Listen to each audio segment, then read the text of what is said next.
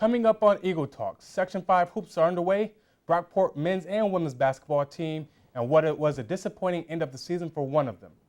And it was the last time for the senior gymnasts here at Brockport to compete at their home gym. We have that and much more coming up next.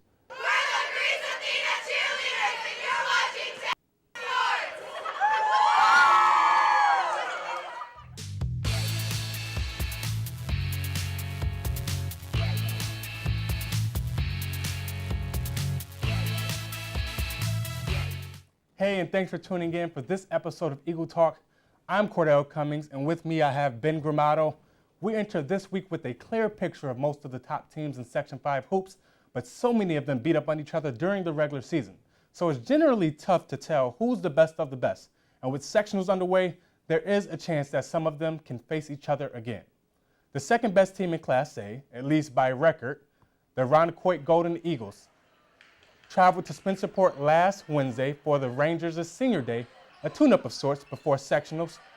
Starting in the third with the Irondequoit up 2, Luke Melodona scoops it over to Robert Diaz-Justin for the layup. Eagles up 4. Then later on in the third, Josh Steingline with the beautiful move to the basket for Irondequoit. Eagles up by 13. Spencerport then gets things rolling for a comeback. Josh Redding buries a 3. That gets the crowd on their feet. Final seconds of the third quarter, the senior, Redding, trying to will his team to a win with the three-pointer at the buzzer, but it wouldn't be enough. Spencerport loses 54-43. They can see each other in a rematch on Saturday if Spencerport beats Arcadia. Number 1 seed Greece Athena held their senior night versus Canandaigua last Thursday and had a chance to secure their seeding in sectionals. Christian Jones finds 3-year starter Ryan Kubanka for the deep 3. Later in the first quarter, Miesenthal and Jones toying with the defense. The ball finds its way back to Miesenthal, who drains the 3 from the corner. The senior duo putting on a show early on. Canandaigua on offense, and Nigel Scantleberry sends that shot to the grave. Noah Emerson shoots a crazy three-pointer with a shot clock winding down, and it is good. But Athena would run away after that. Trojans secure the number 1 seed with a 69-59 win. Jones and Miesenthal with 12 each. We caught up with both of them after the game. We getting a lot of fouls. We fouled a lot. That's how they came back. They were making their free throws, but we picked it up. We got the win. In varsity basketball, you can never count a team out. They were playing hard. We were playing hard. They went on a little run. Basketball is a game of runs, but luckily we were able to keep our composure, keep playing hard, and get a win. I'm really proud of our seniors this year, and I'm really happy that they got the win. They deserve it. They've been playing hard all year, and they've been our best players, but they've also been our best leaders. So I'm really excited for that. On Tuesday, the first round matchup pitted the Gates Chi-Lite Spartans against the Aquinas Little Irish. First quarter now, Aquinas trying to stay in this one. Eric Carter with the miss, and he cleans it up with a tough left-handed finish. Aquinas trails by 12. But then the Spartans respond. With 3 seconds left in the second quarter, Keith Slack cashes in on the fourth quarter point play that'll put Gates Chi-Lite up 37-19 at half. Slack with the 3. He finds the bottom of the net this time. Gates would stomp on the Little Irish 66-53. On to the second round they go. They'll play Zoo Prep on Friday. We now transition from high school to college hoops, where the Brockport men's team traveled to Oswego trying to help clinch the second seed in the upcoming SUNYAC tournament.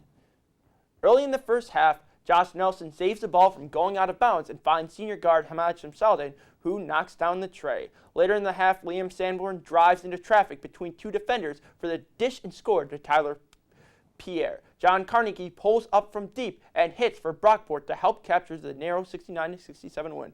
Next game, they won at Cortland 66-53 to secure the second seed in the SUNYAC playoffs. The Brockport women's basketball team will have to wait until next year for a shot at a championship. They hope to rebound as they are returning 8 of the 9 players from this year. The Golden Eagles were bounced in the first round of the SUNYAC playoffs after a 68-56 loss to New Paltz. With the loss, they finished the season 12-14 and 10-8 in the conference. The only player that won't return is Lindsey Johnson. The star senior forward finished the New Paltz game with 15 points and was awarded her 4th SUNYAC Women's Basketball Athlete of the Week award. The Brockport women's gymnastics teams hosted their annual Stick It to Cancer meet against Rhode Island College on Saturday. It was also the final home meet of the regular season, as well as seniors. Brockport had a very good overall day, scoring a team total of 189.500, while the Anchormen had a score of 177.075. A couple of strong performances by Brockport on the beams and on the floor. Shelby Shoemaker tied for the best Brockport score on the beam. The Golden Eagles were impressive on the floor as well. Brittany Vasile scored the highest of the meet and continuing her domination over the field, taking 5 of the top 7 spots on the floor. Some more Brockport news. While the ice hockey team did not make the SUNYAC playoffs, junior forward Tim Kielich made his professional debut on Wednesday for the Adirondack Thunder of the ECHL. Kielich had 6 goals this season, along with 13 assists. So we was talking earlier about the Brockport men's basketball team.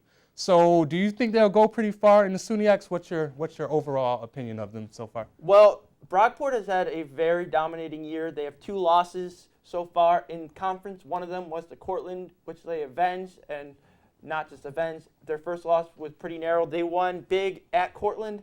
They also lost on the road to Plattsburgh. That's where the tournament is because Plattsburgh's the number 1 seed. But they've shown to beat Plattsburgh before. It should be a very entertaining game if they make the championship between Plattsburgh, and I think they have a pretty good chance because they beat Oneonta twice already. And for the most part, I think Brockport has gone under the radar, which is surprising, especially with a player like Hamad Shamseldin.